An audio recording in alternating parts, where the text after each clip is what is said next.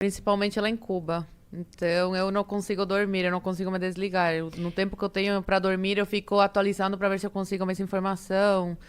Enfim. Acabou que você virou quase uma repórter, né, local, assim, de Cuba, porque Sim. a galera sabe que você tá aqui, tem um fácil acesso, né, a você pra conversar e tudo.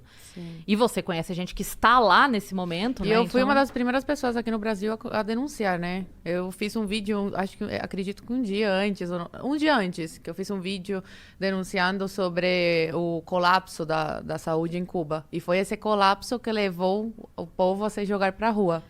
Eu quero que a gente fale um pouco disso também, porque é um assunto que a galera sempre elogia muito, né? A saúde cubana e tal. Então a gente vai falar disso daqui a pouco. Mas antes da gente chegar nessa parte, eu queria entender direito, até pra galera que tá assistindo a gente agora.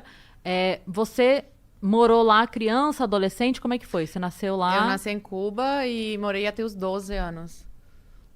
Tá, e morava seu pai, sua mãe, todo mundo? Sim, Tá. minha família. Tá. E uma parte que sempre morou fora, né? Eu tenho família em todo que canto do mundo, assim, Espanha, Venezuela, Estados Unidos, assim, Por parte de mãe e de de pai? mãe e de pai. E Nossa. essa galera que saiu fugida também, já morava fora? Como é que é? Eles saíram fugidos há muito tempo atrás, né? Lá nos anos 60, tem uma tia que saiu bem no comecinho, que foi uma das sortudas da família, né? Que aí conseguiu fazer toda a vida dela na Espanha. Entendi. Então ela saiu, ela era jovem ainda. Ela isso? era jovem. Que é o seu caso também, né? Você também teve 12 essa. anos. Sim, 12. Eu tive muita sorte, né? Dos meus pais tomarem essa decisão de sair e eu conseguir passar a minha adolescência, né? E juventude num país como o Brasil. Cheio de oportunidades e muito mais do que Cuba, né? Como foi, assim, esse momento pra eles tomarem essa decisão?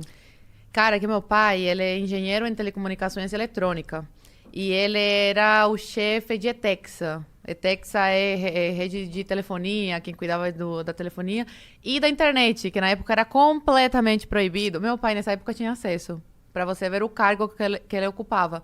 E Ele tinha acesso à internet? Ele tinha. Caramba. Ele cuidava do acesso da internet da cúpula, né? E dos turistas. Turistas não, mas pessoas que vinham de outros países para conferências, essas coisas, reuniões com a cúpula do governo. E aí, quando você chega nesse patamar assim muito alto no trabalho, você precisa virar do Partido Comunista de Cuba, você tem que entrar. E aí começaram a sondar meu pai, jogaram na parede e falaram, olha, você tem que entrar pro Partido Comunista de Cuba, está na hora, que não sei o quê. E aí meu pai como que ficou enrolando, não podia falar um não direto, senão perdia o emprego e ainda ia ser perseguido, ele e toda a família. Então ele entrou em contato com a prima dele, brasileira, e ela fez uma carta oficial convidando ele para vir pro Brasil. Foi em 2005 isso, imagina, é muito mais complicado do que é agora para sair de Cuba. E aí, deu tudo certo, a carta deu certo, meu pai deixou minha mãe grávida, da minha irmã do meio, me deixou com 5 anos, e veio pro Brasil. Aí, era para ele ficar 3 meses de visita, ele não contou para ninguém que ia ficar, obviamente, só a família sabia. Ficou 3 meses e aí ficou ilegal, até completar 1 ano, que ele falou, olha, eu tenho que fazer alguma coisa, tenho que pegar os documentos, né, a documentação, para conseguir começar a papelada para trazer a minha mulher. Uma pausa. Enquanto isso, vocês lá, já que ele tinha Sim. saído meio fugido, como é que foi pra vocês lá? Rolou alguma coisa Não, de... nada. Tá. Nada. Não aconteceu nada. Aí, só que assim, ela não podia entrar no país. Se entrasse, ela seria preso. Então, não podia entrar. Agora, E não vocês sei, não se atualmente. falavam? Poucas vezes. A gente tinha acesso, minha mãe tinha acesso a e-mail, através de um amigo dele, que trabalhava em Etexa também, que emprestava o e-mail para minha mãe se comunicar com meu pai, ou com meus primos que trabalhavam num programa parecido com o Mais Médicos, e eles também tinham acesso na época a e-mail. Aí minha mãe pegava o e-mail deles e mandava, Tá. se comunicava com meu pai através disso. E aí meu pai veio pro Brasil, nesse período ele ficou ilegal aqui, até completar 1 ano. Completou 1 ano, foi a Polícia Federal, porque não dava mais para ele ficar assim, sem documentação e tal, e pediu asilo político. Aí ele ficou aqui como exilado político. Depois de quase 4 anos, ele conseguiu tirar minha mãe de Cuba. Aí minha mãe veio pro Brasil, deixou eu e minha irmã em Cuba com os nossos avós. Eu tinha 9 anos e minha irmã 3 na época. Nossa. E aí minha mãe veio pra cá, reencontrou meu pai, e nesse período, minha mãe engravidou da minha irmã caçula, que eu falo que é o presente das nossas vidas. E aí depois de quase 3 anos, conseguiram tirar a gente de Cuba. Meu pai conheceu a minha irmã do meio com 5 anos, voltou a me ver com 12. E a gente conheceu nossa irmã caçula com quase 3 anos. Então, assim, basicamente é essa história. Mas no meio é muita burocracia, muita Foi coisa, 2010? né? 2011. 2011. Ele saiu em 2005. E só conseguiu reunir toda a família em 2011.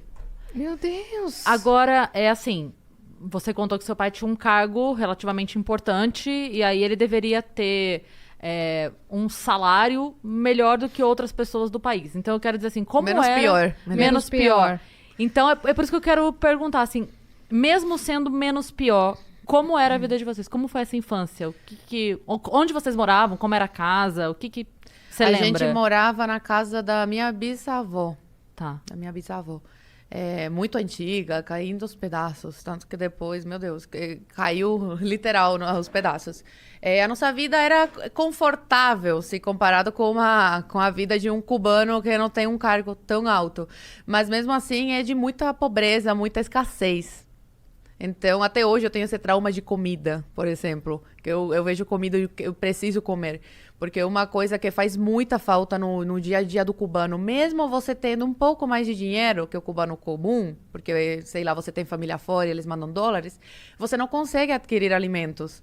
Eu estava falando com minha avó essa semana agora, quando eu consegui me comunicar com ela. Ela tá lá? Sim, eu fiquei mais de 24 horas sem conseguir comunicação com os meus avós que moram lá, porque eles estão cortando a internet. Aí, quando eu consegui, ela falou, a coisa tá muito feia, tanto na rua, né, os manifestantes, como que não tem comida, não tá encontrando comida.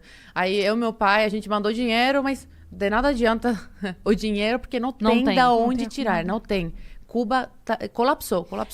Ela não consegue sair de lá? Ela não quer? Ela tem cidadania espanhola. E meu avô também. Eles conseguem sair. Só que assim, meu avô, ele já teve uma época da vida que foi comunista. E ele mora na mesma casa desde que nasceu, há 70 anos. Então, ele é muito apegado às coisas dele. Ele fala que ele quer morrer lá. Então, minha avó não pode sair e deixar meu avô sozinho. Entendeu? Sim, porque os filhos não estão mais em Cuba. Minha mãe está no Brasil, o irmão da minha mãe está nos Estados Unidos. E então, minha avó fica lá pra ficar com ele, né? Pra fazer companhia. A vida inteira casados, né? Não vai abandonar. Então, eles têm, na verdade, uma ligação com toda a vida, toda a história deles que É muito tá complicado pra gente, né? De imensidade, assim. Uma nova realidade tão diferente, né? Porque meu avô, quando veio aqui, ele estranhou muito a realidade do Brasil. Ele já veio pra cá? Ele já veio, a gente já trouxe. E ele ficou como, assim? Não, assim, quando a gente levou numa churrascaria, por exemplo, gente, foi a primeira vez na vida que ele foi numa churrascaria. Na época, ele tinha 60 e poucos anos. Meu Deus. Ele ficava chocado com tudo, mas também ficou chocado com como você tem que trabalhar aqui. Né? Em Cuba, as pessoas trabalham o mínimo, assim, porque a vida é miserável. Então, por mais que você trabalhe, você vai ter uma vida miserável. Então, tem gente que, foda-se, eu não vou trabalhar. Entendeu? Porque trabalhando ou não faz diferença. Exatamente. Por isso que eu falo que se eu morasse em Cuba, cara, eu ia ser uma vagabunda. Porque eu não ia fazer nada da minha vida. Eu não ia querer fazer faculdade, nada. Pra quê? Pra vida miserável, que o cubano leva, mesmo tendo cargo e tudo. Você estaria indo pra rua agora? Estaria presa. Provavelmente. Muito antes disso, porque desde cedo já comecei, né, com a minha língua.